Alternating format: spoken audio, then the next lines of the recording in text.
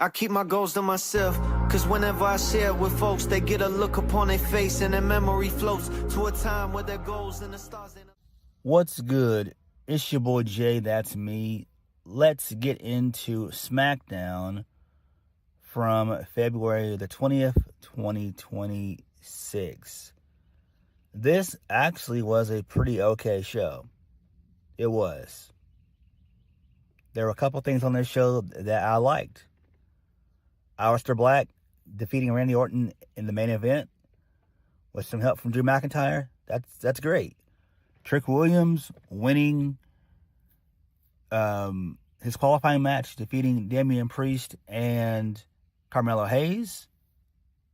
That's good. I like that. Really good stuff there.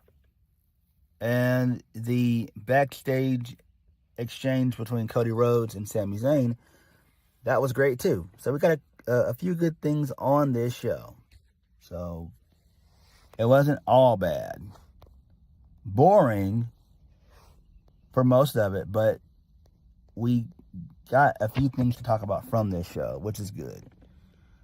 All right, so we kicked the show off with Cody Rhodes, basically.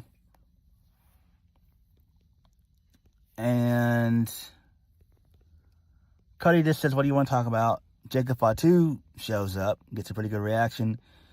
He says he wants to keep it 100. He said that he wouldn't be out here talking about the Elimination Chamber if it wasn't for Drew. He had him beat. He was walking out with a dub. He knows it and Cody knows it. Jacob Fatu tells Cody that his concern isn't about him right now. His concern is about Drew McIntyre. So, Jacob Fatu calls out Drew McIntyre, but Nick Aldis answers instead. He tells Jacob Fatu he has every right to be upset, and he's feeling this way. What's going to happen? He said he gave Drew the night off because there's too much at stake. He can't take any unnecessary risk. So, he says this is supposed to be Cody's microphone time. He tells Jacob Fatu to leave the ring, and they'll discuss him getting his hands on Drew. So Drew's in the crowd. He says that they can't keep the champ's name out of their mouth. Drew's been sitting between the fans, high in the arena. He stands up and he tells Nick that he appreciates him getting the night off, but he's the champ and he does what he wants. He loves SmackDown so much that he brought himself an entire suit just to watch the show. He tells Jacob Fatu he had him one in his mouth. He's right here. He then says that Jacob Fatu was all bark, no bite. So this infuriates Jacob Fatu. He beats the crap out of security. Then him and Nick Aldis, they have some words. Drew says the entire world is against him because he's champ, and they're jealous of him because he's the champ, and everyone wants to be him because he's the champ. And Cody tells him the whole world is after him because he's an asshole, and then that was it. So this is fine. Short and sweet. Just didn't last maybe about 5 minutes. This is okay. Clearly, this triple threat match is where they're going. Drew, Cody, Jacob. We know where this is going. Triple threat WrestleMania. I'm dreading this shit, guys. I'm really dreading this. But it is what it is. There's nothing we can do about it.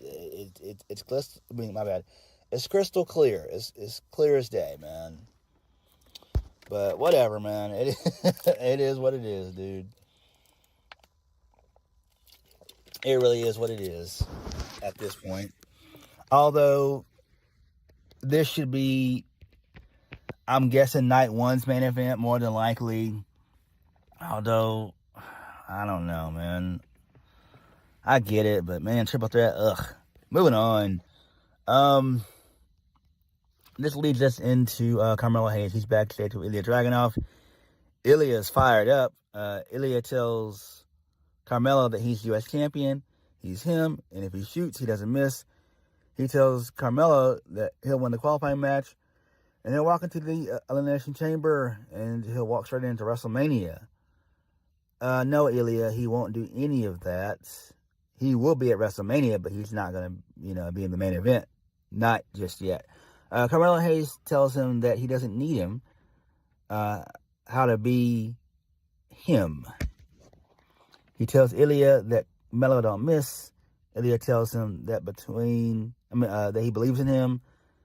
But one thing won't happen is Carmelo Hayes is going to walk into WrestleMania as U.S. champion. Oh, no. Whatever, man. Moving on. I mean, this is fine. Clearly, we need to just turn one of these two heel, whether it be Carmelo Hayes, I'm fine with that, or Ilya, I'm fine with that. But you gotta do something, man. Moving on. Well, actually, no. Before we move on, so Nick Aldis was backstage with Jacob Fatu. Nick Aldis tells him that he'll get his chance against Drew McIntyre. Okay, whatever. Moving on. First match of the night, Ilya Dragunov loses to Tama Tonga. Oh, what the fuck, man? Are you serious? Match was good, though, because Ilya. So, there's that. Whatever. So, post-match, Solo gets on the microphone and begins to talk. So, Ilya attacks Solo. The MFTs jump Ilya. They beat him down for a brief moment. Then Apollo Crews and Matt Cardona, they make the save. Lights go out. And we see a video of the Wyatt Six. And who gives a shit? I'm just glad that Apollo Crews is back on television. That is great. That is great. So, this is his second week in a row being back on television. Actually, no, my bad. Third week. So, great. He's 3 for 3 now. Good. Moving on. So, Drew McIntyre, he's on the phone. And then he's talking to someone, probably his wife, I would presume. So, he comes in. Nick Aldis comes in and they begin to argue. Whatever. Moving on. This leads us into Aleister Black. He's being interviewed by... No. I'm sorry about that. Randy Orton. He's being interviewed by Byron Saxton. But it's cut short. So Zelina Vega and Aleister Black, they come into play. Aleister Black tells him that he thinks that Randy Orton should poke around in his head. Pause. Randy Orton tells Aleister Black to put his gear on, and he'll see him in the ring. Okay, that's fine. Moving on from that. This leads us into Jade Cargill. So she cuts a really quick promo. It's about maybe 90 seconds or less. It's about probably 60 seconds.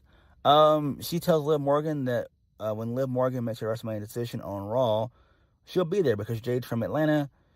Jade then names the women in the division, and then that was it. So this is fine. Then she says that she's that bitch. So then, right before we get to the qualifying match, Charlotte Flair comes out first. She's the first entrant. And her music hits, and then she comes face-to-face with Jade Cargill, and both of them argue. And they're separated. So I like that. That's fine there. Moving on. Kianna James qualifies for the Elimination Chamber, which is great. So she defeats Nia Jax and Charlotte Flair, which is great. I like this. This is perfect. This is perfect. You're putting new blood in this thing. We clearly know that Charlotte Flair and Alexa Bliss, they're going to come to blows at some point. This is just an alliance of convenience, basically. And I like it. So this makes perfect sense. Clearly, they're going to keep Nia Jax and Lash Legend in the tag team division. So that's what they're going to do. But Kianna James winning was the right decision. And the match was pretty okay. So Charlotte Flair was going to go for the figure 8. And then basically, Kianna James having a high ring IQ just rolls up Charlotte Flair for the 1, 2, 3, which is great. It's smart.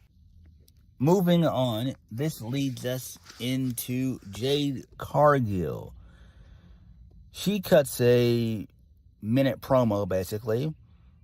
So, she tells Liv Morgan that when Liv makes her WrestleMania decision on Raw, that Jade will be there too because she's from Atlanta. And she names the women in the division and her music hits. She says that she's that bitch. She leaves the ring. Then Charlotte Flair comes out because she's the first entrant for the Chamber qualifying match. And then her and Jade Cargill have a brief stare down. Okay, cool, that's fine. Moving on, this leads us into Kianna James defeating Charlotte Flair and Nia Jax to qualify for the Women's Elimination Chamber. Great. Excellent stuff here. I actually do like this. This is great. Clearly, they're about to end Alexa Bliss and Charlotte Flair being a tag team, which will basically just be an alliance of convenience. And the match itself was pretty okay, actually. So, towards the end of the match, Charlotte Flair, she locked in a figure 8 onto Nia Jax, and then Kianna James just rolls up Charlotte Flair. And that's how she wins. So good stuff there. I like that. Great. Is she gonna win the Chamber? No, she's not. But her being there is great. That's good. I am so happy for her. Why? Because I'm a fan of James. I'm a fan of her. I'm a fan of Kianna James. I really am. I like her. Kianna James is good. I've been a fan of her since her time in NXT. And she's the future. She is. She really, truly is. Good stuff there. Moving on. This leads us into Rhea Ripley and Io Sky backstage being interviewed by Byron Saxton. So, Rhea Ripley congratulates Kianna James and says it's an upset. Io tells Byron that her partner won't be as lucky tonight. Rhea says that she'll beat Julia tonight. Byron asks Rhea if Elimination Chamber is clouding their judgment for their tag team championship match next week. Rhea says they're champion, and Io says no one stands a chance. Okay, whatever, that's fine. Moving on, this leads us into Obafemi defeating Kit Wilson in quick fashion. But before the match took place, Kit Wilson gets on the mic. He says that he tells Obafemi that he feels like Obafemi has grown from feminist to feminist. He wants to read a poem. So he opens up a notebook. He says, Obafemi, forgive my doubt, and now I see the greatest people talk about. You're impressive, incredible, born to reign with all those people chanting your name. I thought you were a brute. Now I know it's not fair. When I look in your eyes, I see a little teddy bear. So, Oba gets on the mic, tells Kit that was nice, tells him to read another one. Kit Wilson says, this is old material. 9 things I hate about men. I hate that they think they're being loud means strong. And then Kit Wilson ends it with, I hate the ruler, Oba of toxicity. So Obafemi beats the shit out of him, hits a clothesline, hits the fall from grace. He does like 3 uppercuts in a row, 1, 2, 3, and then that was it. Okay, that's fine there. I like this. I like what they're doing with Kit Wilson. Clearly, he's over, but I do think it's just his entrance theme. That's why he's over. Hopefully, they'll put Oba on. Hopefully, they'll put Oba on Raw, basically. Because apparently it seems like they're probably going to end up having Royce Keys on SmackDown at some point, but I doubt it. I don't know when we'll see Royce Keys, a.k.a. Will Hobbs. Don't know. I really don't. But you don't want to see 2 guys who are kind of similar to an extent on the same roster. So, you know. But hopefully Obafemi does sign with Monday Night Raw, if we're being honest. And it sucks that they haven't done anything for Oba come WrestleMania. He definitely needs to be on the card for sure. So I don't know who he would go up against. Maybe Rusev, but that's a match that you could have on a random Raw, basically. Why? Because Rusev hadn't been built up at all. So I don't know. But we'll have to wait and see. Moving on. Or, actually, my bad. Chamber's next weekend. Why not do Obafemi versus Rusev at the Chamber? I think that would be great. I forgot about that. Hopefully that does happen. Moving on. So Nick Aldis, he's standing in front of the giant box from Raw that has the date of the Elimination Chamber on it. In comes R-Truth, who tells him that it's an Elimination Chamber award. Nick Aldis tells one of the staff members to send it back to Raw. In comes Damian Priest, and R-Truth tells him the only one of them can go to WrestleMania. Truth tells Nick Aldis to tell Damian Priest, and Nick Aldis tells Truth that he's wrong. Truth tells Nick Aldis that he got his balls confused again, and then he leaves. And Damian Priest tells him that he appreciates the match. Whatever. Moving on, Tiffany Stratton defeats Alba Fire. That was fine. Alba Fire still has a job because of Chelsea Green. If she was not doing stuff with Chelsea Green, I think she would get the chopping block, if we're being honest. She would get her pink slip. She would be terminated. But this match was okay. I mean, Alba Fire can still work. So Tiffany Stratton wins. Prettiest moonsault ever. All right, moving on. Oh, before we move on real quickly, wouldn't it be kind of funny if the person in the box was maybe Danhausen? But I don't think it would be Danhausen. I really don't think it would be Danhausen.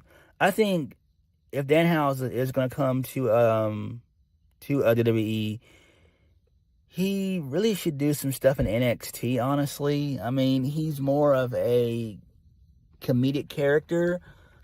I mean, I get he's friends with Punk and all that jazz, but still, Danhausen belongs in NXT for a while. So again, we don't know who it could be. It might be Jericho, but we don't know. So whatever. Moving on. This leads us into Sami Zayn and Cody Rhodes backstage segment. So Cody Rhodes gives Sami Zayn some tough love. Shows him some tough love. So Cody Rhodes asks Sami Zayn how he is, and Sami says he's not good. Cody tells Sami Zayn that he has nothing to be ashamed of, and Sami Zayn says he knows that he has nothing to be ashamed of, but Cody does. Sami Zayn says that he tried to do the right thing in their match, and Cody repays him by pinning him. Cody tells Sami it was an opportunity that he took advantage of. Those are the opportunities that you have to take advantage of, and that's why Sami Zayn is not world champion. Sami Zayn says that's easy for Cody to say when you're the golden boy. Everything always comes up aces for Cody. He says Cody was chosen, no one chose him. He's been trying to finish the story for 10 years. He doesn't know about having to do the right thing. Cody says in Germany, he tried to do the right thing in the Three Stages of Hell match, and it didn't work. Cody says it's not the system. The only thing that's in Sami Zayn's way is Sami Zayn. That was great. So Cody walks away. Trick Williams is laughing. He tells Sami Zayn that he'll give him some advice, and he's going to do something tonight that Sami Zayn couldn't do, and that's get the job done. Let's talk about it. And then he walks away. That was great.